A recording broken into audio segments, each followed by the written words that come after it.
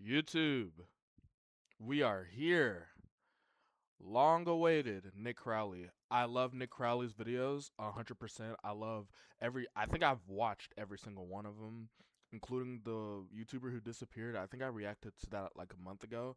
But his videos are always unsettling and always has very disturbing context. So, in a way, I'm low key kind of ready for it. So, the internet's deadliest video. So, I actually found out about Nick through Dante. Thank God, because Dante's the GOAT. I'm trying to be more active on my socials. The reason why I wasn't was because I had a job, and that job was consuming all of my time, and we're just gonna leave it at that.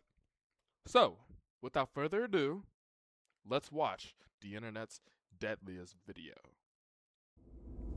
Ooh, 34 minutes? God damn. Flash warning, flashing images shown. The following video contains scenes that may be upsetting and distressing for some. Viewer discretion is advised. Yep, for sure. I always, when it comes to his videos, I make sure that it's light outside and not nighttime at all whatsoever. Let's see. Nick Crowley presents.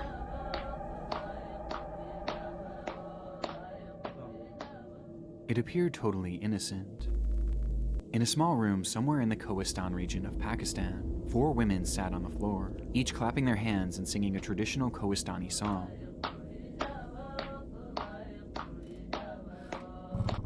With them were 2 men, one seen dancing beside them, and another seen recording the moment on a grainy video taken on his old cell phone. Okay. The footage captured the impromptu after-party of a wedding that the women and men had separately attended earlier that day, an event that transpired sometime in May 2010. Shortly after this recording ended, the group dispersed, and each person returned to their respective homes, where the celebration eventually became a distant memory, their lives continuing on as if it had never even happened. At least. So, this is a wedding after party or something that they just attended separately? I'm already seeing the red flags. So, separately. Come on, bro. All right.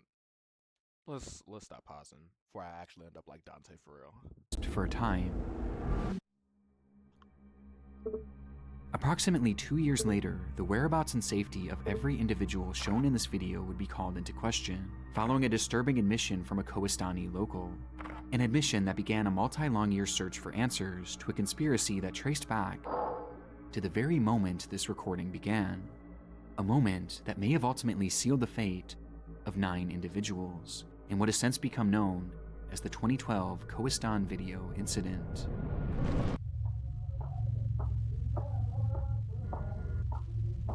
The internet's deadliest video. Yikes. I'd be willing to bet that many of you have a massive to-do list that only seems to be growing by the day. And for a while, one thing that was constantly on mine was... Alright, I know I shouldn't say it, but this man is handsome. I will say it. But we're gonna be skipping that ad. Thank you though. Thank you.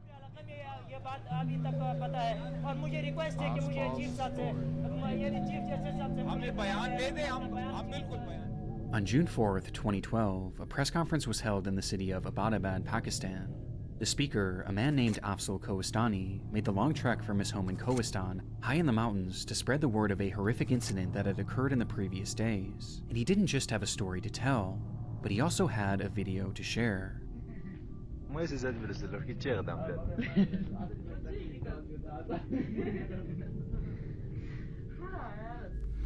With him was that grainy cell phone recording taken 2 years earlier, showing the group of 4 women and 2 men dancing after a local wedding ceremony.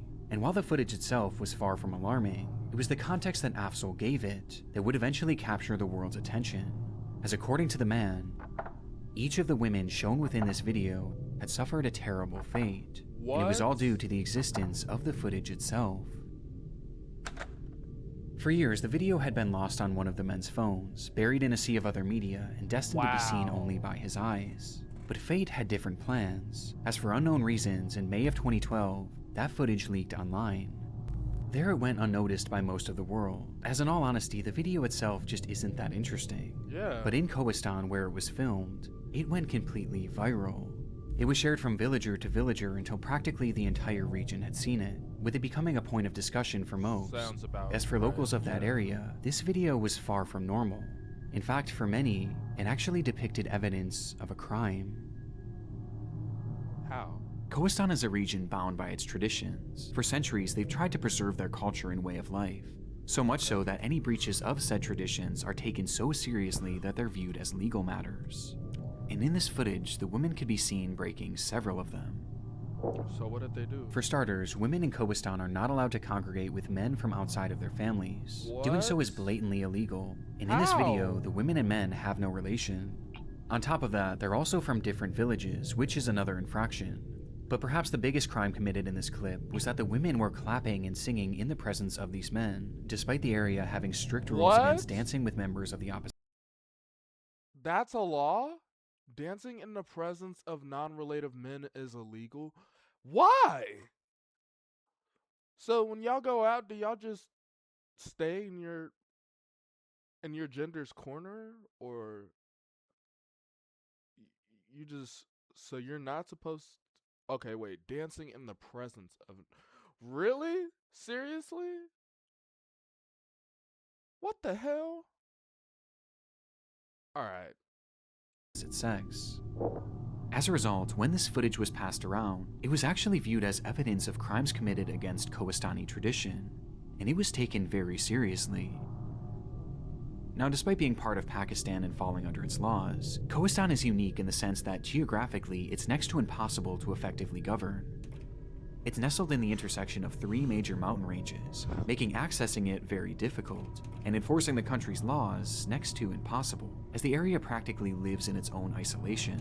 Instead, the region is composed of largely self-governing villages, who have their own sets of rules that they play by, and when a crime is alleged, they'll hold something called a jirga, which is essentially a tribal council comprised of village elders, who determine if the party or parties are guilty, and what their punishment should be. And oftentimes, these punishments will be most harsh when the crimes committed go against their tradition. Right. And this video allegedly did just that. And so, soon after its release, a jirga was held, and discussions about what should be done to these women began.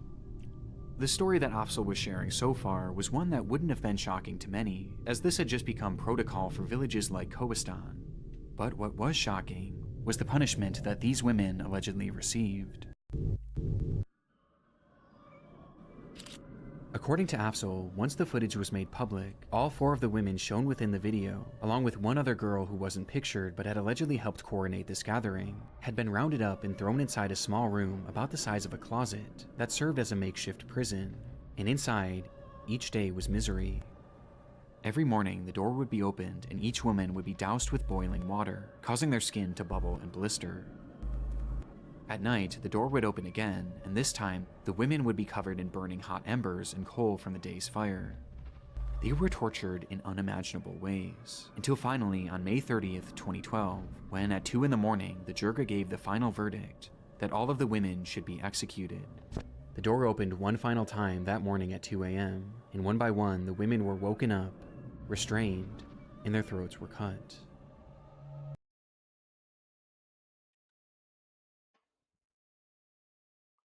Oh my god. Stories like this break my heart. The video wasn't even the least bit incriminating.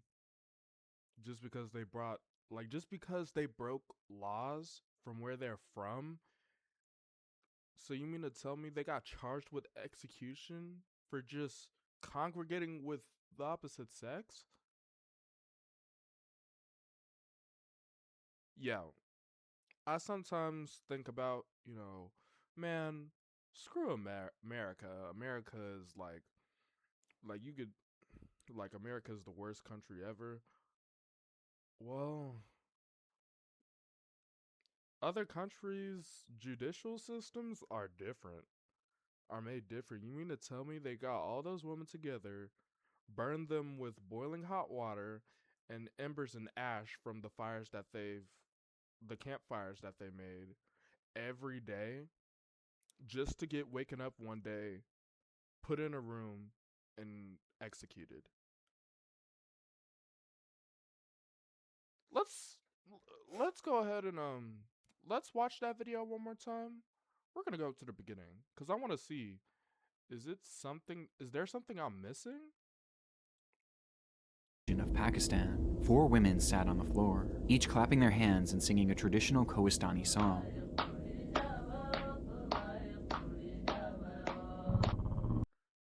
That's all that they did. And by law, they have to be executed? Crap. I did not mean to do that.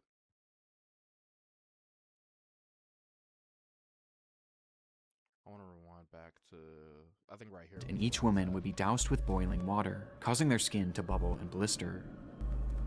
At night, the door would open again, and this time, the women would be covered in burning hot embers and coal from the day's fire. They were tortured in unimaginable ways, until finally on May 30th, 2012, when at 2 in the morning, the Jirga gave the final verdict that all of the women should be executed.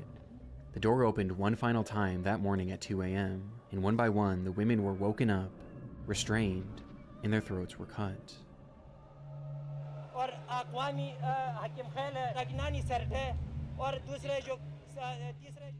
This was an appalling claim by Afzal. If true, what they did to these women was not only outrageously extreme considering the crime, but also very illegal, as Jirgas didn't have the right to sentence someone to death. And because of this, those watching the press conference were left horrified.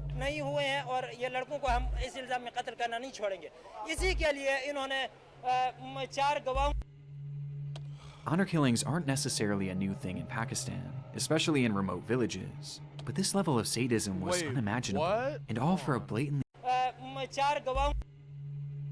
honor.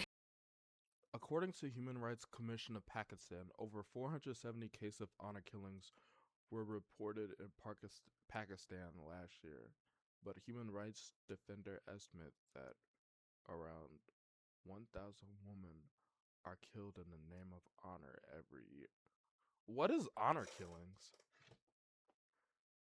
Now I'm curious.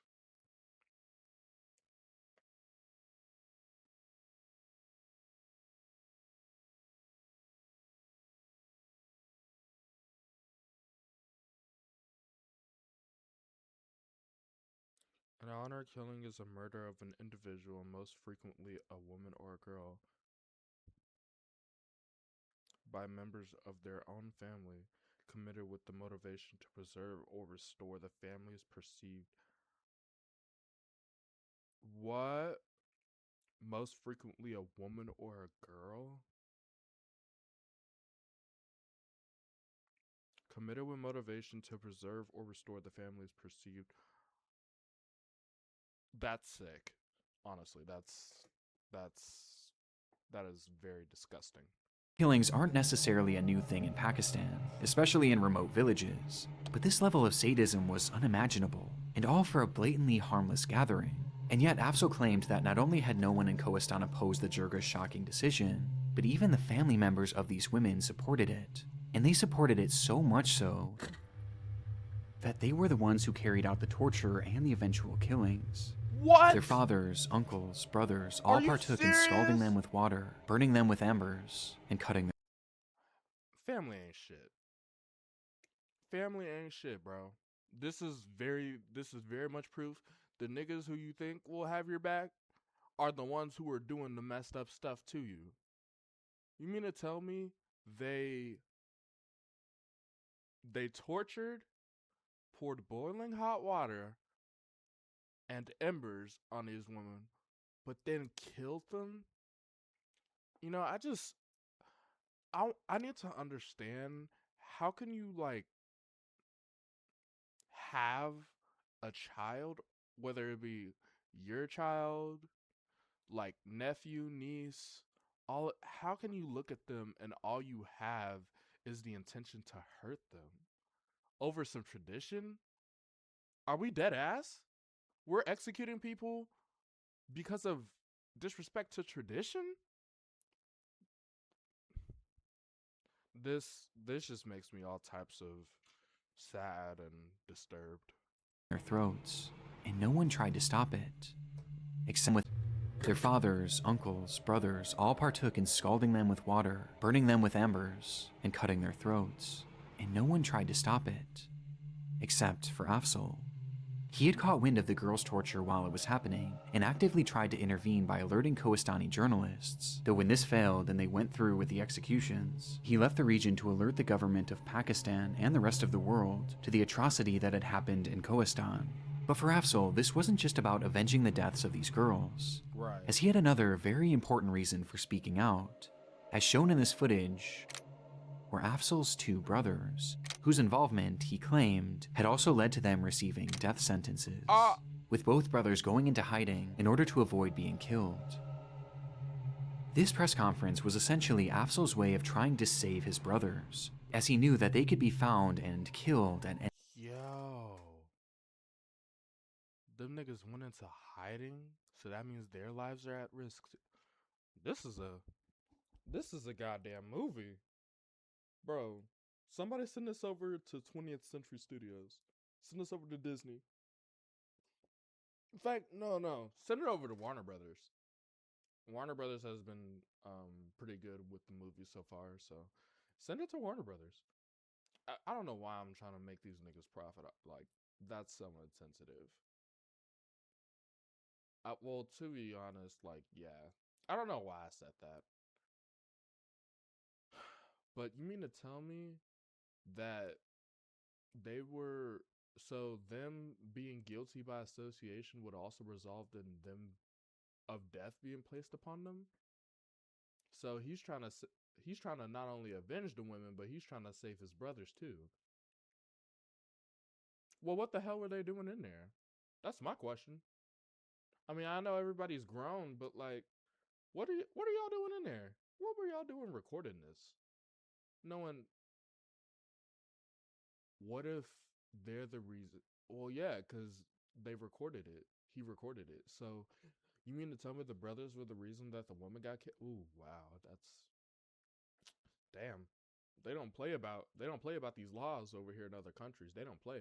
Any moment, spurring Afzal to act, even at the risk of his own safety, as locals had caught wind of his previous attempts to speak with journalists, and in response, that same juror that had sentenced these women to death had sent an angry mob of 40 to 50 men to Afzal's home in order to silence him, likely not wanting news of their illegal sentencing to leave the region.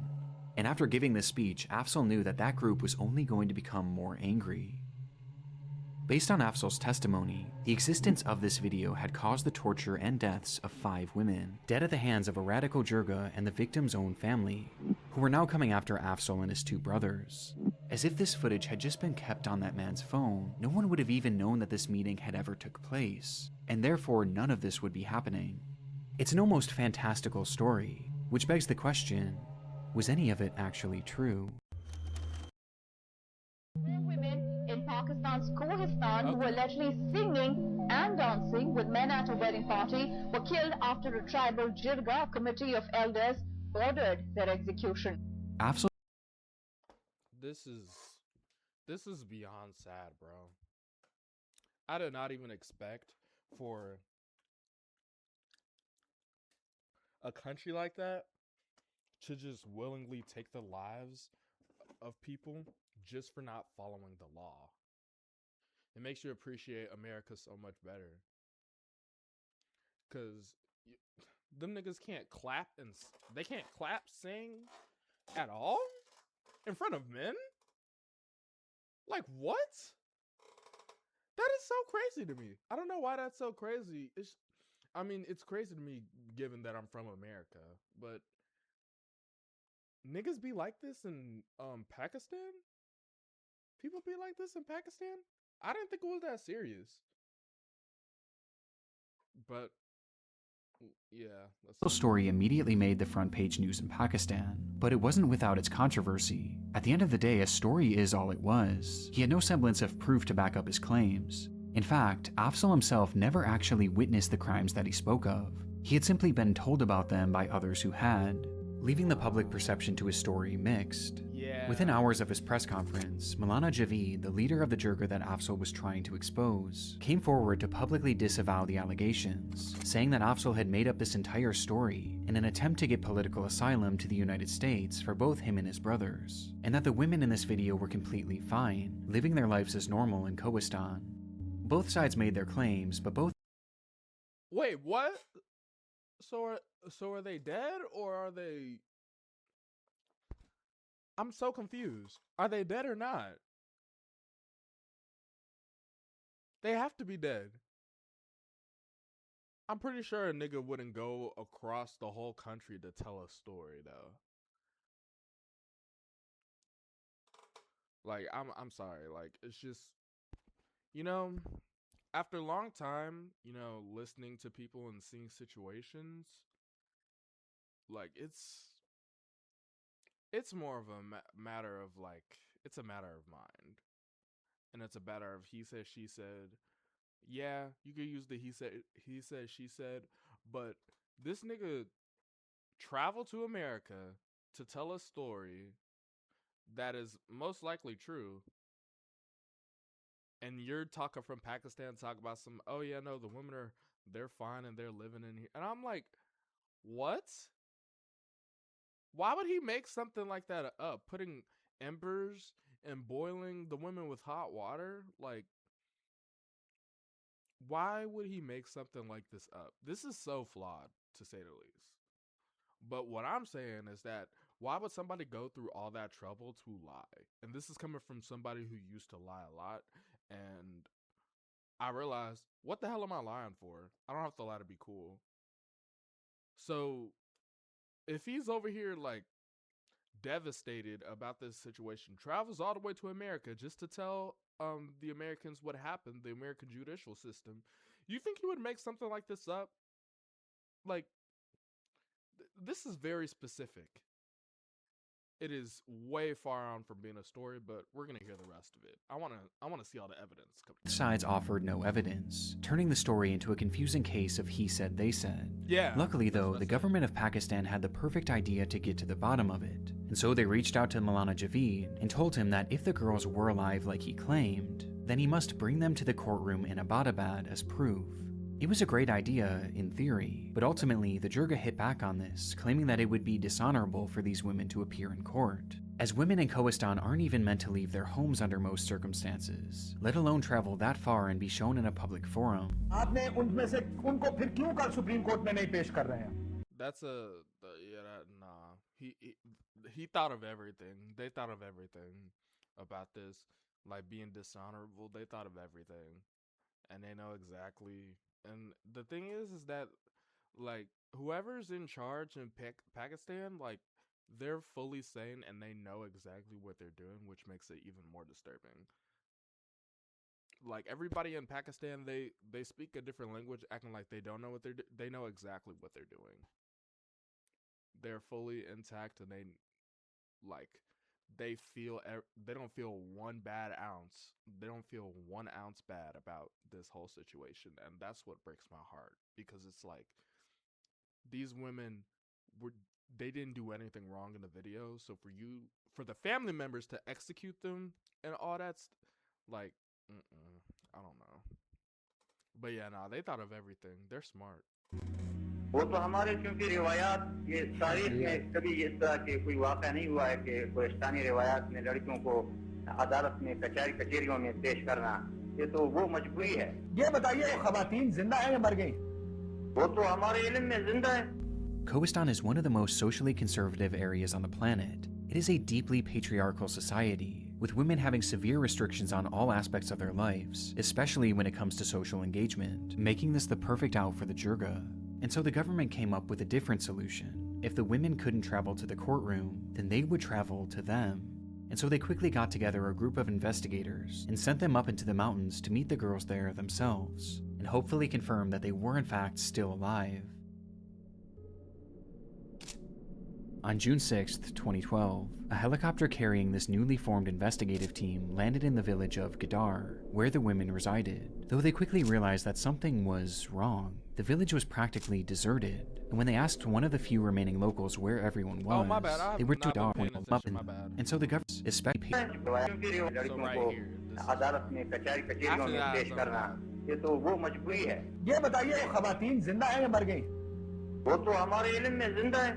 Khoistan is one of the most socially conservative areas on the planet. It is a deeply patriarchal society, with women having severe restrictions on all aspects of their lives, especially when it comes to social engagement, making this the perfect out for the Jirga. And so the government came up with a different solution. If the women couldn't travel to the courtroom, then they would travel to them. And so they quickly got together a group of investigators and sent them up into the mountains to meet the girls there themselves, and hopefully confirm that they were in fact still alive. On June 6, 2012, a helicopter carrying this newly formed investigative team landed in the village of Gadar, where the women resided, though they quickly realized that something was wrong. The village was practically deserted, and when they asked one of the few remaining locals where everyone was, they were told that most villagers had left the area due to the seasonal weather, including the women they were looking for, who lived spread out and even higher into the mountains. And to find just 2 of them would require a grueling 4-hour hike. It was certainly suspicious to some degree, but nevertheless, the team proceeded on that long walk until they happened upon the first woman, Amina. The woman before them appeared to have the same facial features, and was even wearing the same exact outfit that Amina wore in the video.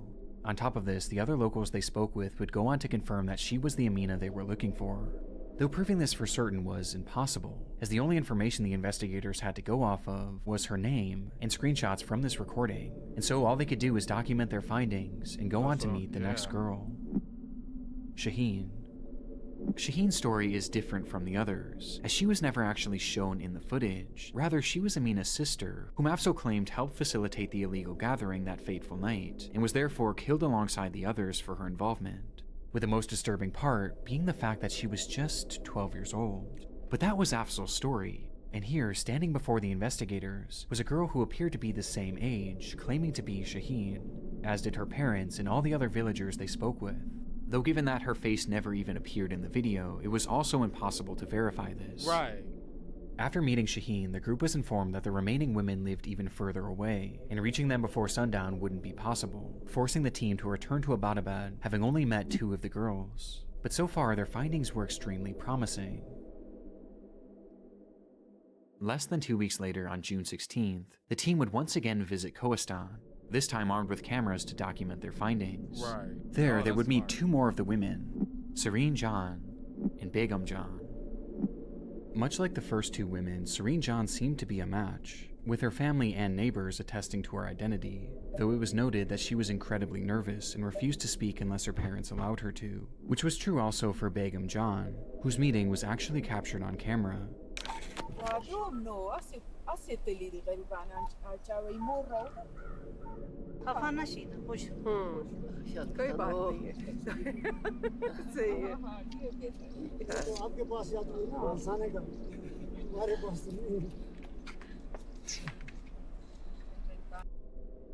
It was evident how nervous she was. She could hardly even force a smile, and didn't speak a single word. But despite this, everyone reassured the investigators that this was Begum Jan, and given how isolated the lives of Kohistani women are, perhaps her nerves were understandable. This left only the 5th alleged victim, Baziga, though she was nowhere to be seen that day, as she had supposedly fallen ill and was unable to come down from her home, which was even more remote than the team had gone thus far. But for the investigators, they had already all but confirmed that 4 of the women who Afzal claimed to have been murdered were still very much alive, with there being no evidence whatsoever that any executions had taken place, leaving the team with no real reason to believe any of his story. And so, days after their second trip to Kohistan, the news would break. Human rights activist Farzana Bari, who was accompanying the team sent to bring the Kohistani girls to the Supreme Court, says there is evidence that all the girls are alive. The Kohistan video case was closed. It was a swift end to such an alarming story, as after just a few weeks, in the eyes of the public and the government, the stories told about this video were deemed to be lies, and Afzal was the liar. But not everyone was so quick to agree with this conclusion. Right. I'm not. Conspiracy. Okay. There were obvious flaws in this fact-finding mission, the most glaring of which being that all the investigators had to go off of were blurry screenshots and some names. In fact, Dr. Farzana Bari, one of the investigators sent to Kohistan who actually met with these women, would later go on to publicly state that she was unsatisfied with their findings. As though the women they met looked similar to those in the video, they weren't able to conclusively prove that they were who they claimed to be, just given the resources available to them. But if these weren't the women in question, then who were they? Why were they pretending to be them? And why was the entire village lying about it? Well, this spread the conspiracy theory that the women the investigators met with were merely actors, coerced into pretending to be these women as part of a cover-up to disprove Afzal's story.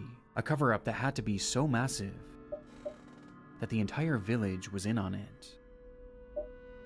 Yeah, I don't like. That's immediately what I went to. Like, they were just actors. They did this just to cover their ass. That's a majority of what this is, covering ass. But I digress. It seems unlikely, but there was a vocal minority in Pakistan that truly believed this, including Afzal himself, as in his mind he was certain that those women had been killed, and that he and his brothers were next. And so with a small group of... Does he have proof? Because right now, like, I'm with the first theory, but like, there's a lot of loose ends not being met. I don't know. Me, like, we're in a new day and time, so proof is everything. It's how we get to the conclusion quicker. It helps to make it easier. Like, this is crazy, honestly. Supporters by his side, Afzal vowed to continue his push for justice, and at the start of 2013, he would go to the courtroom in Abbottabad and file a motion to have the Kohistan video case reopened, a decision that had sudden and direct consequences. Days after Afzal's court filing, he received a devastating phone call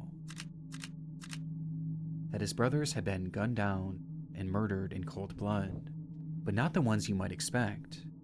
Afzal was one of 6 siblings, and at this point, 2 of his brothers were still in hiding, living their lives in a secret location, but the other 3, Sherwali, Shah Faisal, and Rafuddin, were living their lives as usual, believing that they were safe as they had no involvement in this fight whatsoever, though they were sadly mistaken.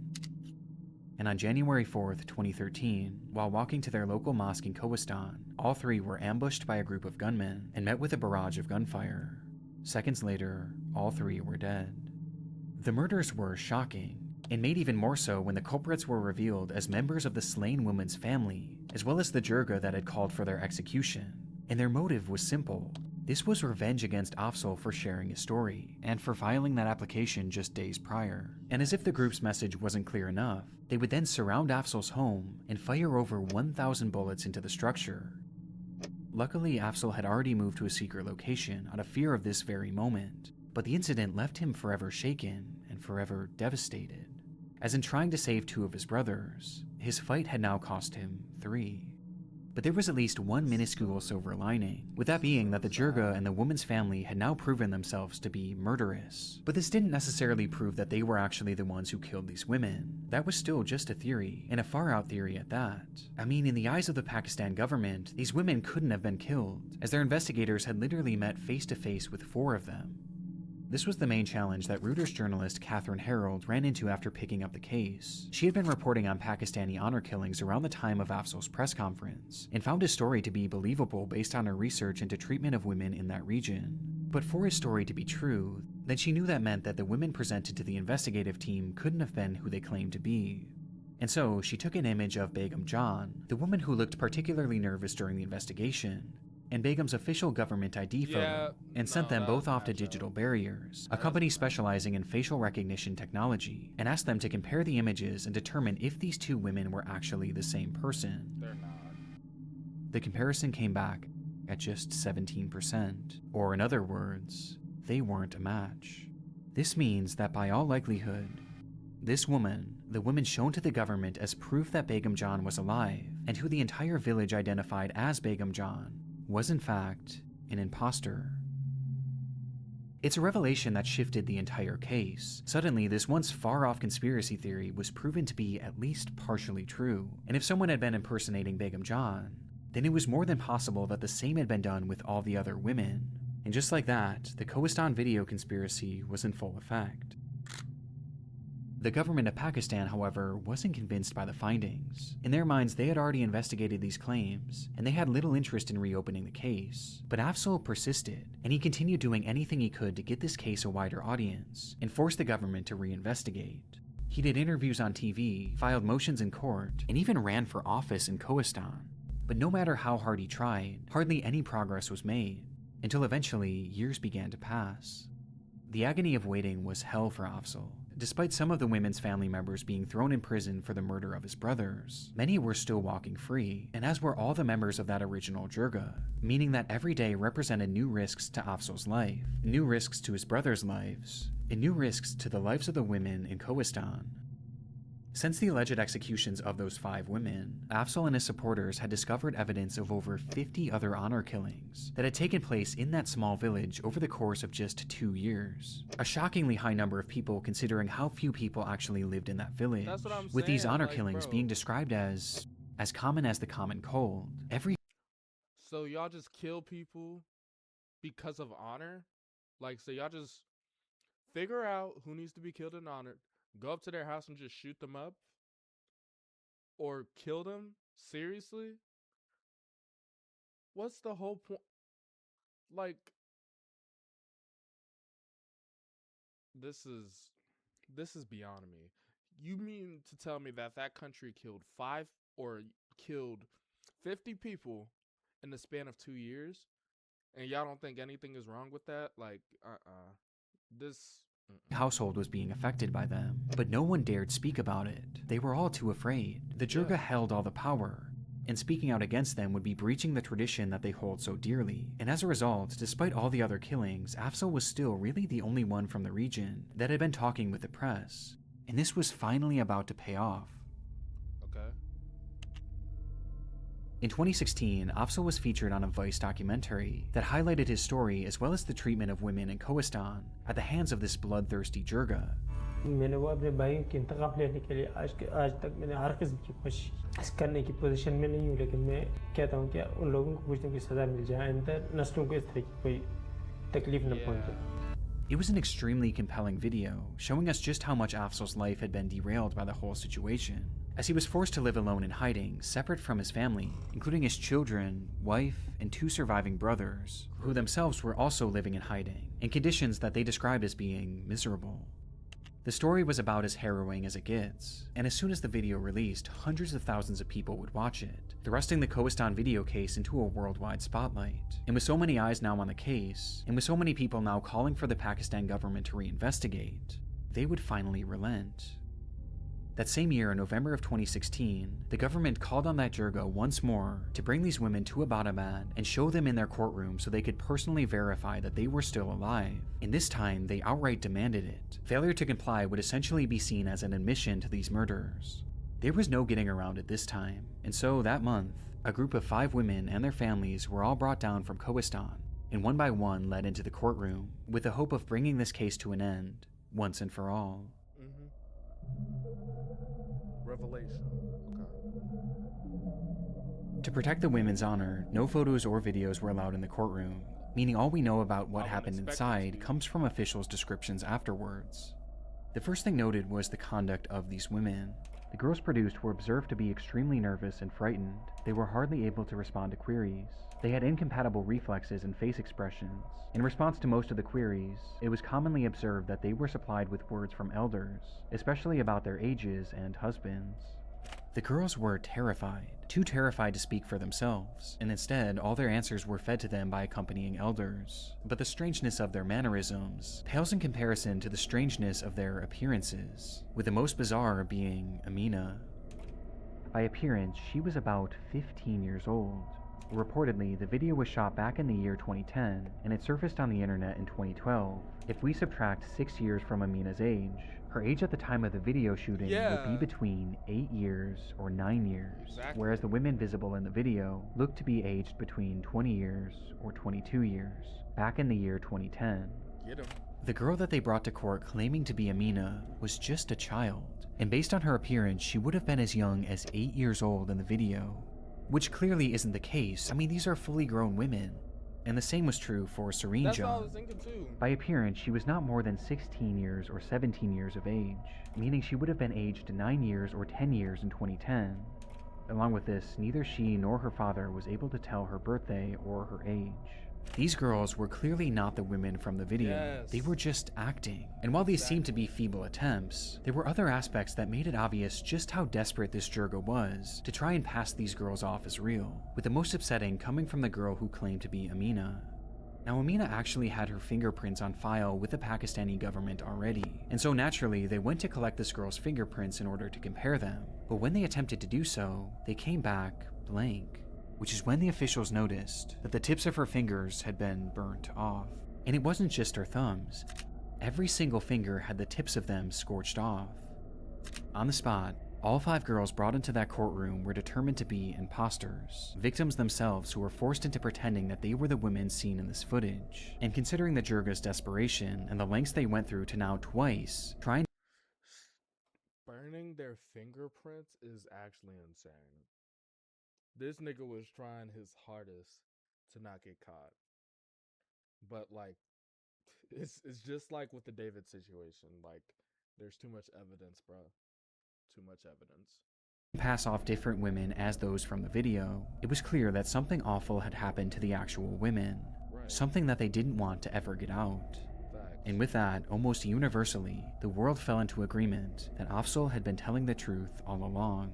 But any celebration from Afzal would have been short-lived. Yeah. Months later, a fire erupted in a small home in Gadar, the village where all of the women once resided. And inside that home, 2 women and 3 children were trapped and would tragically burn to death. It was an awful tragedy, but according to the local Jirga, it wasn't an accident. As in its aftermath, they alleged that Afzal was the one responsible, claiming that he had started the fire in retaliation. This claim was complete hearsay, and there was no evidence whatsoever linking Afzal to the blaze. In fact, he wasn't living anywhere near the area at the time, but nevertheless, Afzal would be arrested for the murders of 5 people. It's a gut-wrenching development, and follows the trend of horrible misfortunes that Afzal suffered in trying to blow the whistle on this crime. But as his sentence commenced, the Kohistan video case continued making its way through the legal system, until July of 2018, when the news came in. It was officially determined that Serene Jan, Begum Jan, and Baziga had all in fact been tortured and murdered by their families on order from the Jirga, with the confirmation coming as a result of confessions made from their own family members. And the entire time, the village had been working together to conceal the truth in what was described as a massive, coordinated conspiracy to cover up their crimes. Yeah. Now, bizarrely, this revelation stated that the other 2 girls were actually still alive, as they weren't mentioned in any of the confessions. However, given what unfolded in court, this is universally doubted to this day, as most are in agreement that every woman shown in this video was in fact murdered 2 years after its recording, just as Afzal had claimed. It's unlike any story I can remember hearing. One video, one wholesome, lighthearted video for that matter, is responsible for 8 murders, as not only were these 5 women killed because of it, but Afzal's 3 brothers were killed as a result of him sharing it with the world, making it perhaps the deadliest video I've ever come across. But as suggested earlier, this footage isn't considered responsible for the deaths of 8 people, it's considered responsible for the deaths of 9. The confessions in 2018 didn't lead to any immediate convictions, but it was at least proof in the eyes of the public that these murders took place, and this was followed by Afzal finally being released from prison in early 2019, a full year and a half after he was unjustly arrested. But despite being free, Afzal was hardly out of the woods. The case wasn't officially over yet, and he knew that the family and the members of the Jirga were still out there. In fact, around the same time, the family members who were initially convicted of killing Afzal's brothers were mysteriously released, for reasons that weren't specified, and they were likely now more angry than ever. And so after being released from prison, Afzal went to a local police station to request police protection, something that the court had already granted him. But in response, the officers said no. And when he tried pressing the matter, Afzal claims that the officers became so enraged that they dragged him inside a small room and beat him. Between Afzal being arrested and now this, it almost felt as though the government and the police were now against him, which could be due to the fact that Afzal had been very public with how inadequate and downright abusive the police had been towards him.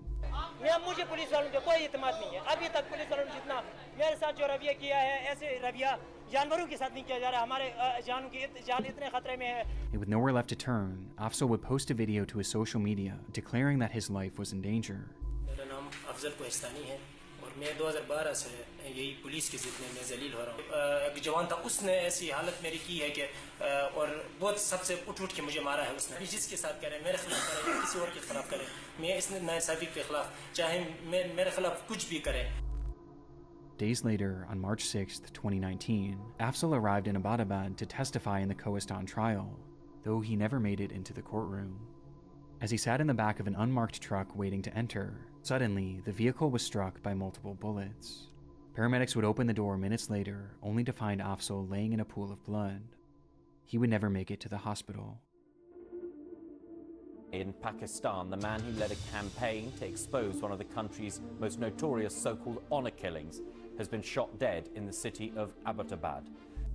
Afzal's death was devastating to so many, not only throughout Pakistan, but throughout the entire world. His relentless pursuit of justice, and his willingness to sacrifice his own life in order to expose these crimes, was something that was championed by so many throughout the world, and he had come so close to seeing justice served, as only a few months later, 3 men were arrested and sentenced to life in prison for the Kohistan murders, each being members of the girls' families. Along with one other, a man named Masoom Khan, a member of the Jirga who was sentenced to life in prison for the murder of Afzal.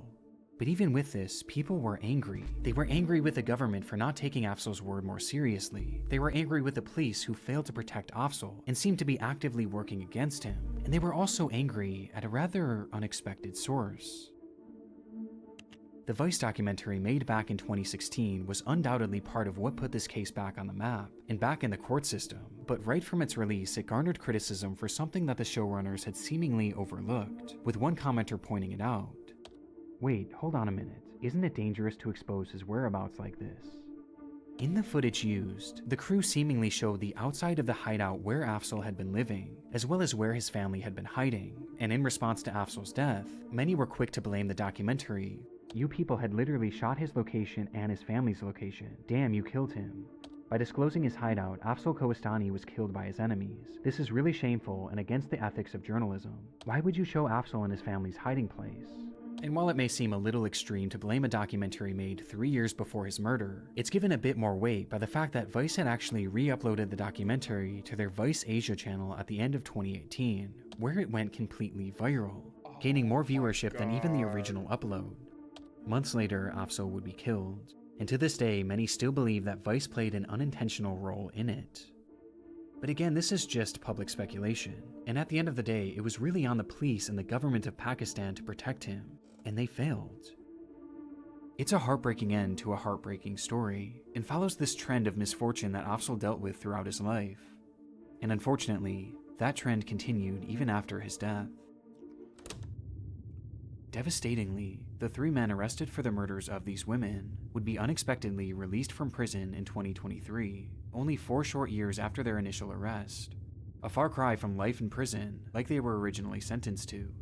And the reason for their release was just as upsetting, as the government cited a lack of evidence. Lack of evidence? These 3 men literally confessed to the killing. Lack of evidence? Where's the lack? I'm seeing a whole bunch of evidence.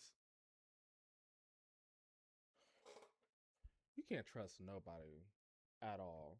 That's why, and niggas wonder why I don't go vacation, why I don't leave my house, why don't I go to a different country, different state. This is exactly why. I don't have time to put up with this antics. Like I'll be damned if I have to put up with these antics just for going to a country. And the fact that this is all public knowledge and Pakistan has yet to receive the justice. Pakistanians have yet to receive justice. This is the part that of life where I'm like, this is stupid. This is very stupid. They have all this this nigga got killed and y'all just gonna let him out, let the people out who killed the women? And for what? Stuff just doesn't make sense anymore. Killings, and they even discussed how they disposed of the bodies afterwards. And yet there suddenly wasn't enough evidence to keep them in prison, despite them already being convicted, meaning that after all of the death in this video, The murders of Afzal's brothers, the murders of these 5 women, and the murder of Afzal himself, only one man is currently in prison.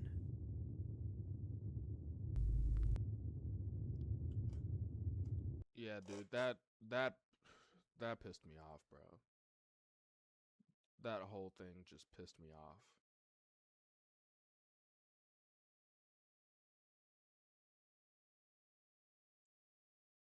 Like, imagine being born into a country where dancing and being around the presence of the opposite sex, you have every right to get killed. Imagine that. Imagine a simple video about women singing songs and enjoying their time threaten a tradition, and doing so, death is justified. Being executed, being executed is the right move. And then on top of that, y'all gotten a bunch of random teenagers who look similar to these women to be the placeholder to cover your ass. I couldn't imagine like living or being from a place like that. Makes me kind of glad that I'm in America right now. Imagine just being killed just because you decided to that pissed me off, bro. But I gotta say, Nick Crowley, I love all your videos, dog. Like, you've been carrying a lot of my feed. I'm gonna be honest. Whenever I'm not watching your feed, I'm watching somebody else watch your feed. Like, this was a good video. I ain't gonna lie, this was a good video. All right. Let's see, what else do we have to